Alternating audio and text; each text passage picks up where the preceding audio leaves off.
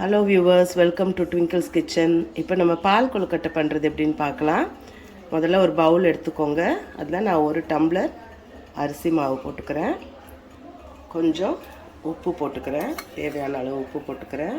Oil ஊற்றிக்கலாம். அதுக்கப்புறம் நல்லா கொதிக்க வச்சுருக்கிறேன், வெந்நீர் எடுத்து வச்சுருக்கிறேன், அது கொஞ்சம் ஊற்றிக்கலாம். கொஞ்சம் கொஞ்சமாக ஊற்றி நல்லா கிளறுங்க.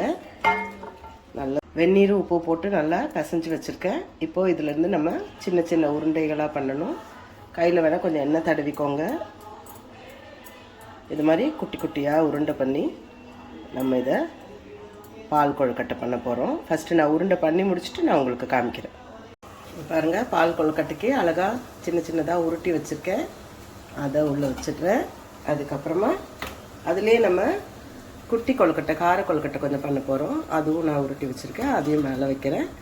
இப்போ ஒரு 5 to 8 minutes இது வேகட்டும். அதுக்கப்புறம் எடுத்து நம்ம 2 கொழுக்கட்டையும் பண்ணலாம். பாருங்க, நம்ம உருட்டி வச்சது அழகாக வெந்துருச்சு. இப்போ நம்ம 2 வகை கொழுக்கட்டையும் பண்ணி காமிக்கலாம். பால் கொழுக்கட்டைக்கு நல்ல வெள்ளை பாகு கொதிச்சிட்ருக்கு. இதில் நம்ம கொஞ்சம் ஏலக்காய் பொடி போட்டுக்கலாம். அதுலேயே நம்ம உருட்டி வச்சுக்கிட்ட உருண்டைகளை எடுத்து போடலாம். ஒன்றோட ஒன்று ஒட்டாமல் தனித்தனியாக போடுங்க. அது நல்லா அந்த பாகோடு சேர்ந்து வெந்து வந்ததுக்கப்புறமா நம்ம தேங்காய் பூ போட்டு இறக்கலாம். நல்லா அந்த பாகில் அந்த உருண்டைங்கள்லாம் இனிப்பெல்லாம் அப்படியே இறங்கட்டும். அதுக்கப்புறம் கடைசியில் நம்ம தேங்காய் பூ போட்டு இறக்கிடலாம். பாருங்கள், நல்லா வெள்ளை பாகில் கொழுக்கட்டை நல்லா வெந்துடுச்சு.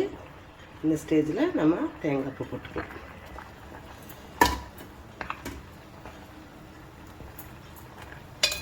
ஒரு 2 seconds இருந்தால் போதும்.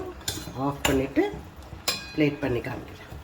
கடாய் வைங்க, கொஞ்சம் எண்ணெய் ஊற்றுங்க.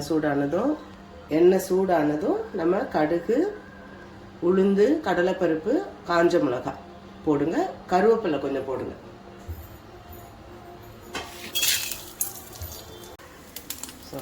பாருங்க, நம்ம குட்டி குட்டியாக உருட்டி வச்சுருக்கிறேன் இந்த கொழுக்கட்டையை போட்டு கொஞ்சமாக இட்லி பொடி போட்டுக்கிறேன் காரத்துக்கு. கொஞ்சம் தேங்காய் பூ. அவ்வளோதாங்க, கார கொழுக்கட்டை ரெடி ஆகிடுச்சு. வாங்க சாப்பிடலாம்.